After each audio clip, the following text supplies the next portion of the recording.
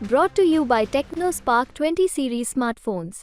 I'm superhuman. नमस्कार, मैं हूं सचिन और आप देख रहे हैं बिहार तक।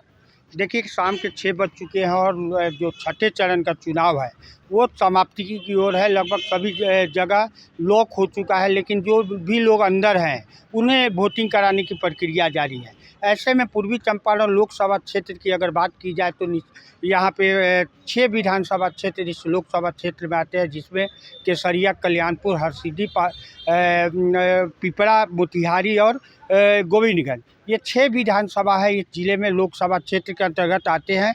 और ये जो विधानसभा क्षेत्र है इसमें वैश्यों की बहुलता बताई जाती है। यहाँ सवर्ण वोटरों की भी संख्या काफ़ी ज़्यादा है और निश्चित रूप से अगर देखा जाए तो आज के जो वोटों का ध्रुवीकरण हुआ है, वोटों का जो टूट हुआ है, वोटों का जो उलटफेर हुआ है, वो यहाँ के चुनाव को काफ़ी ज़्यादा प्रभावित करती हुई नज़र आ रही है। मोतिहारी लोकसभा क्षेत्र के अंतर में अभी भाजपा के जो दिग्गज नेता है राधा मोहन सिंह, जो भाजपा के राष्ट्रीय उपाध्यक्ष से लेकर उत्तर प्रदेश के प्रभारी भी रह चुके हैं और पूर्व केंद्रीय कृषि मंत्री भी रह चुके हैं और मोतिहारी के वर्तमान के सांसद हैं। सबसे बड़ी बात है कि देश में शायद ही कोई ऐसा भाजपा का नेता होगा जिन्होंने भाजपा ने 10वीं बार चुनाव में लड़ने के लिए मौका दिया है। तो राधा मोहन सिंह एक बड़ा नाम है, जिसके सामने वीआईपी पार्टी के एक उम्मीदवार हैं जो राजद के पहले विधायक हुआ करते थे केसरिया से। तो एक बार वे विधायक बने, दूसरी बार उन्हें पार्टी से निष्कासित किया गया और निर्दलीय चुनाव लड़े थे और उस चुनाव में उन्हें मात्र 17,000 वोट से ही संतोष करना पड़ा था और उनके कारण राजद की प्रत्याशी की हार हो गई, जिसके बाद वे अभी शून्यता की ओर चले गए थे। लेकिन इस लोकसभा क्षेत्र की सीट जो है जैसे ही वीआईपी के अंदर गई, यानी कि मुकेश सहनी के पार्टी के खाते में जैसे ही ये सीट गई, वैसे ही राजेश कुमार को अपनी सेटिंग या फिर प्रभाव से उन्होंने इस सीट से महागठबंधन का उम्मीदवार बनाया गया और उम्मीदवारी भी 35 दिनों के अंदर में अच्छी लड़ाई दिया है उन्होंने और बहुत अच्छी लड़ाई दी है राधा मोहन सिंह को। और यहाँ जो राजेश कुशवाहा के पक्ष में जो देखा जा रहा था पहले कि जो मुसलमान यादव, मल्लाह और कुशवाहा वो जो भारी तादाद में यहाँ पर है, वो उनके तरफ काफ़ी गोलबंद हुए थे। लेकिन राधा मोहन सिंह भी अपने आप में एक बड़े खिलाड़ी के रूप में जाने जाते हैं और संगठन ही इनकी मेन पहचान है।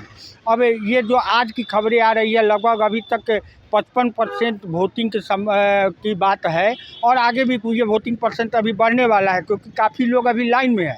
और इस लाइन में आने के बावजूद राजेश कुमार और राधा मोहन सिंह के बीच कांटे की टक्कर है। यूँ देखा जाए तो यहाँ 12 उम्मीदवार हैं इस लोकसभा क्षेत्र में, 12 उम्मीदवार हैं, लेकिन 12 उम्मीदवारों में तो 10 के 10 शून्यता की हो रहे हैं और मुख्य लड़ाई यही 2 उम्मीदवारों के बीच में है। ऐसे में जो गोविंदगंज विधानसभा क्षेत्र आता है वो ब्राह्मणों का एक बहुत बड़ा गढ़ माना जाता है और भूमियारों का वहाँ पर एक ब्राह्मण भूमियारों का गढ़ माना जाता है। वहाँ पे अभी जो रिपोर्ट आ रही है वहाँ पे वो भाजपा के लिए काफ़ी पॉजिटिव है। वैसे ही पॉजिटिव रिजल्ट हरसिद्धि से भी है। हरसिद्धि में भी कांटे की टक्कर है, चूँकि हरसिद्धि विधानसभा क्षेत्र कुशवाहा बहुल क्षेत्र माना जाता है। लेकिन जो रिपोर्ट्स है, जो मीडिया रिपोर्ट्स है, उसके अनुसार हरसिद्धि में जो वीआईपी पार्टी का जो बेस वोट है कुशवाहा का, उसमें भी बड़ी मात्रा में, बड़ी संख्या में टूट हुई है। तो कुल मिला के देखा जाए तो जो राजद का बेस वोट था वो हर एक वर्ग, चाहे वो मुस्लिम में हो, चाहे कुशवाहा में हो, चाहे वो सहनी में हो, सभी में राधा मोहन सिंह ने सेंधमारी की है।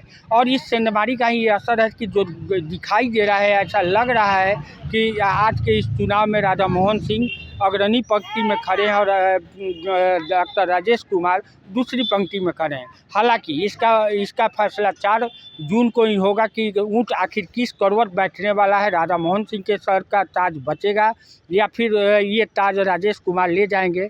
लेकिन इसके लिए आपको 4 जून तक का इंतजार करना पड़ेगा। मोतिहारी से सचिन पांडे, बिहार तक।